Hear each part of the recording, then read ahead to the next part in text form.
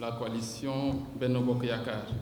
Et pour ce qui est des questions proprement dites, je voudrais préciser, pour ce qui est de la convocation de Barthélémy Diaz, il faut quand même se rappeler que Barthélémy Diaz, dans cette affaire, a été à l'origine de l'appel, de la décision en première instance. S'il y a aujourd'hui quelqu'un qui est à l'origine de ce procès en appel, c'est bien M. Barthélémy Diaz.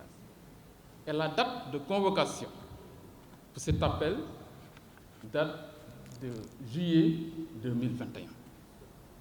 Cela veut dire que cette date de convocation n'a rien à voir avec ces élections locales du 23 janvier 2022. Il faut vraiment remettre les choses dans le contexte. Lier maintenant la convocation de Barthélémy Diaz à sa candidature à la ville de Dakar, c'est vraiment faire un mauvais procès à la coalition et essayer de tromper encore une fois l'opinion nationale, internationale. Ça, il faut que les gens soient objectifs dans ce pays. Mais le problème de Barthélémy Diaz est beaucoup plus complexe. Barthélémy Diaz a les mains entachées de sang comme Ousmane Sonko. Si on applique la loi, si on applique les dispositions légales et réglementaires, Barthélémy Diaz ne doit pas être candidat aux élections prochaines. Il est condamné et il doit purger sa peine. C'est ça la vérité. Comme Sonko, qui a encore entre ses mains 14 morts. Et là, c'est l'occasion de lancer un appel à la jeunesse. Si Barthélémy Diaz fait un appel à la mobilisation générale des jeunes, nous aussi, nous avons l'obligation morale et républicaine de défendre les populations, défendre les institutions, défendre les commerces, défendre les Sénégalais. Nous aussi, politiquement, on s'organisera pour leur faire face. Parce que ces gens, ces jeunes leaders aujourd'hui, qui veulent prendre en otage le pays, qui veulent prendre en otage les Sénégalais, qui manipulent la jeunesse, devaient être là à raser les murs.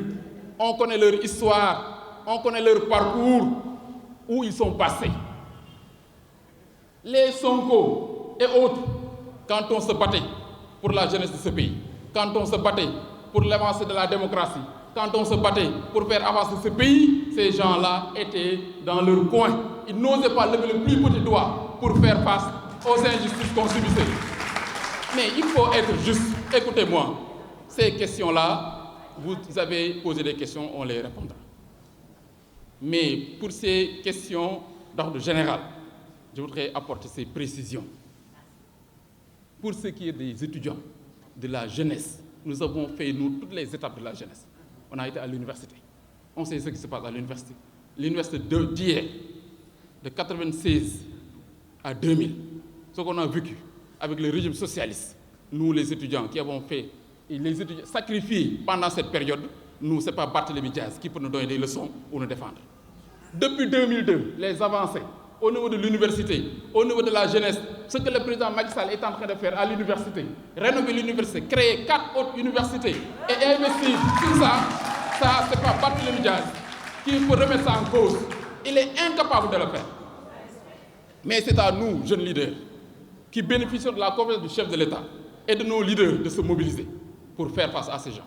C'est à nous d'aller parler aux étudiants, c'est à nous d'aller parler à la jeunesse, c'est à nous de les mobiliser pour leur faire face. On fera face à Barthélémy Diaz et à Sonko. Il y aura plus de deuxième vague ici d'attaques dans ce pays. Les institutions seront protégées par les forces de l'ordre et de sécurité.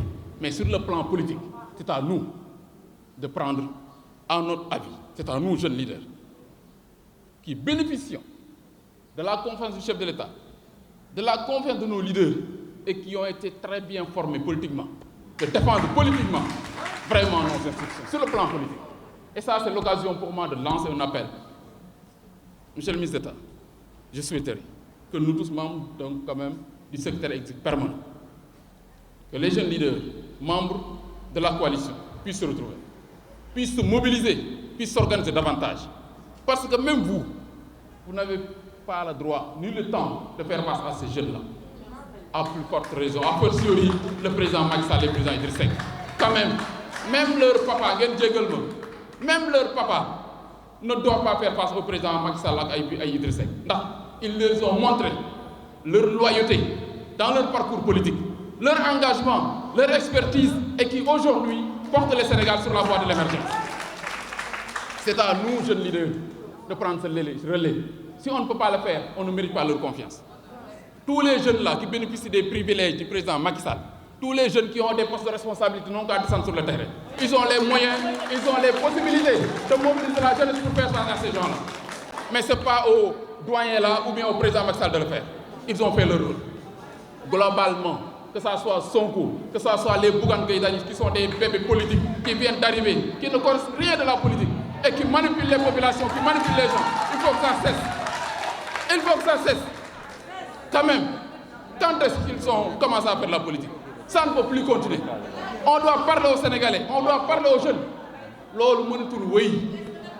Dama ni la, j'ai dit à Thiès aux événements de mars, si vous faites benn Thiès waa bu ngeen laal karawam, benn Thiès waa ngeen laal karawam, mani yéen ak seen waa kër yi la ñuy boole taal su ngeen laalee benn Thiès waa rek moo tax Thiès gisu leen fa benn kër benn ku ñu fa xoos wala ku ñu fa laal nañ ko def ñu xool.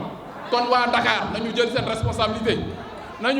responsabilité défendre les institutions, défendre les responsables, défendre leurs leaders. Jeune su ko mënul taxul ñuy wax jeune.